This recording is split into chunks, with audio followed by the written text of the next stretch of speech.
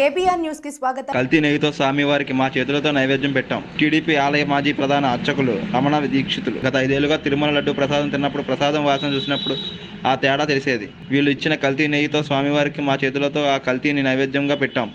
అంటే ఇది దురదృష్టం. ఈ కల్తీ నెయ్యితో లడ్డు మాత్రమే కాదు, ఇతర నైవేద్యాలు కూడా చేస్తారు. చివరకు స్వామివారి నైవేద్య సేవని కూడా కుచించారు. మా మీద ఒత్తిడి తెచ్చి స్వామివారికి అపచారం చేశారు. టీడీపీ ఆలయ మాజీ ప్రధాన అర్చకులు రమణ దీక్షితులు. కైంకర్యాల్లో లోపాలు జరిగినాయి అంటున్నారు కదా, ఎటువంటి కైంకర్యాల్లో ఏ లోపాలు జరిగినాయి స్వామి? చెప్పాను కదా, ఇదే ప్రసాదాల్లో కల్తీ జరగడం అనేది ఒకటి.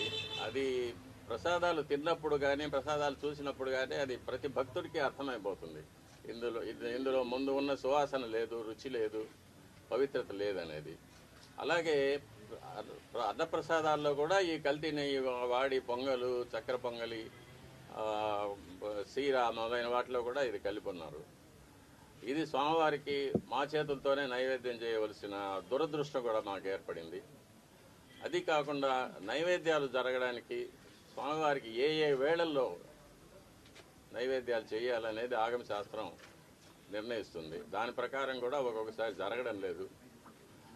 నైవేద్యం చేయవలసిన సమయాన్ని కూడా కుంచి 10 నిమిషాల్లో అయిపోవాలి, 15 నిమిషాల్లో అయిపోవాలి అనేది అర్చకుల మీద ఒక ప్రెషర్ పెట్టడం, త్వరగా ముగించమని చెప్పి వాళ్ళను తరమడం, ఇవన్నీ కూడా జరుగుతూ ఉన్నాయి. ఇవన్నీ కూడా స్వామివారికి జరిగే అపచారాల కిందకే వస్తాయి.